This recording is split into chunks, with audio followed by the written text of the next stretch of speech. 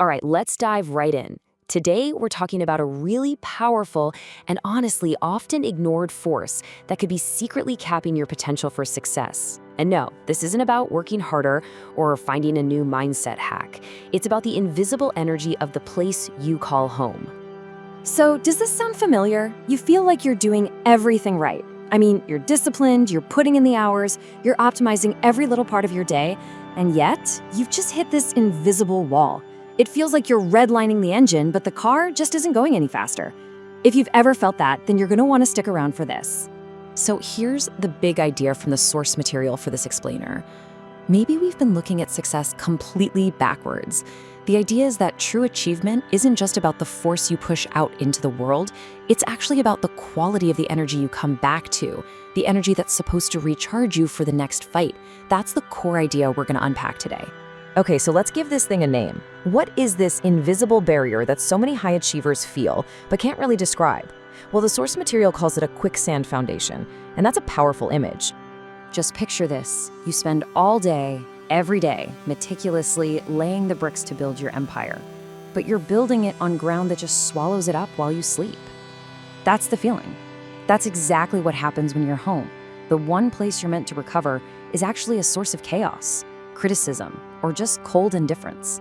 It quietly sabotages everything you're trying to build.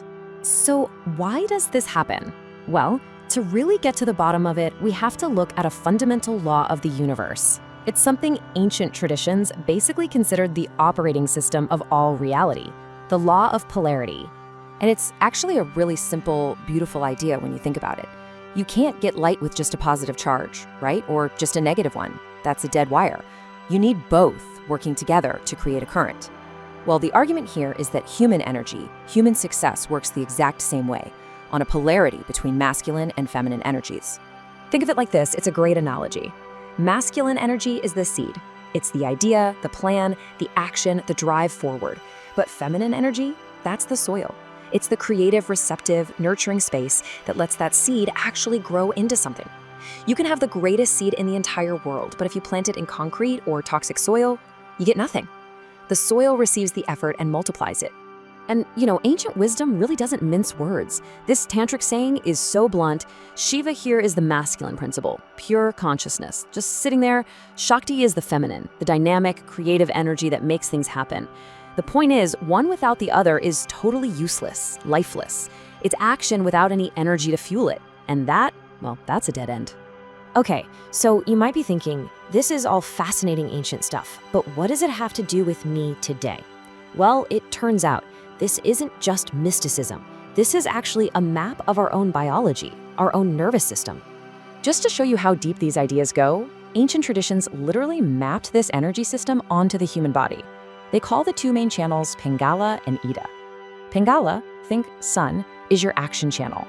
It's heat, logic, getting things done. And Ida, think moon, is your rest and receive channel. It's coolness, intuition, recovery. To be truly effective, you need to be able to switch between them. And here's where it gets really mind-blowing. We have a modern scientific word for this: co-regulation. Psychology tells us that our nervous systems are not islands. We are constantly, and usually unconsciously, mirroring the state of the people around us. Their calm or their chaos becomes our own. So here's the trap, right? So many of us spend all day long in that aggressive sun energy. We're in battle mode at work. But then, if we come home and it's another battlefield full of tension or conflict, our nervous system never gets a chance to switch over to that cool moon energy. It never resets. And the result? Sky-high cortisol, bad decisions, and, you guessed it, total and complete burnout. All right, so let's talk about the bottom line, the energetic bottom line. How does this dynamic of peace versus chaos actually play out in your career, in your finances, in the real world? It's a night and day difference, really. When you're in a peace dynamic and you feel safe and supported at home, all of your mental energy can go toward your mission. You can hit that flow state, you're willing to take bigger risks. But flip that switch to a chaos dynamic, and your brain is subconsciously always threat scanning, even when you're supposed to be relaxing. You're constantly leaking energy, you're more fearful, and it literally feels like you're trying to run a race wearing a lead vest. Ancient Vedic traditions had this beautiful way of talking about this. They personified wealth and abundance as the goddess Lakshmi. And they said Lakshmi is restless.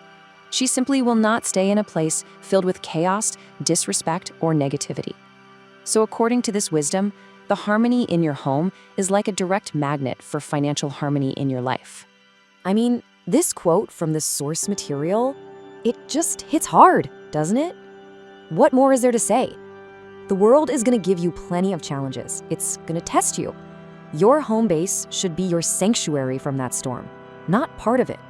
So if any of this is hitting home for you, the big question is, what do you do about it? How do you fix this? Well, the sources actually lay out a really clear, actionable plan to recalibrate this energy in your life. It's basically a 3-part protocol. First up is the mother connection.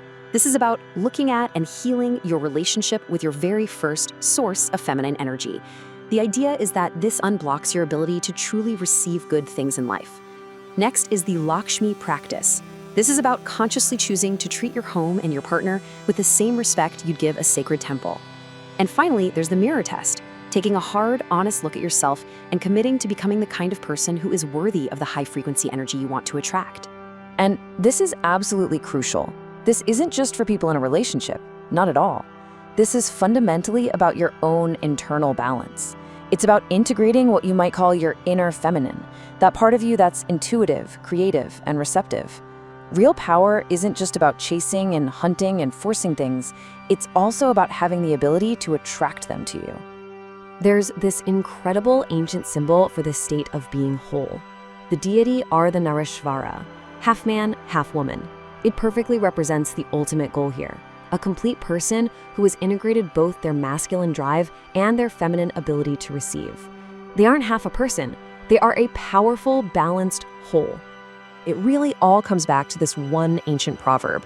It's not about putting anyone on a pedestal, it's about a deep recognition that honoring the feminine principle, whether that's in your partner, your mother, or even within yourself, is the key.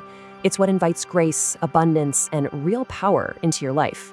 So we'll leave you with a simple, but maybe not so easy, question to think about. Take an honest look at your life, your home, your relationships, even your own internal world.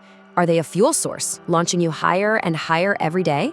Or are they a slow, silent energy leak, holding you back from what you're truly capable of? The answer just might change everything for you.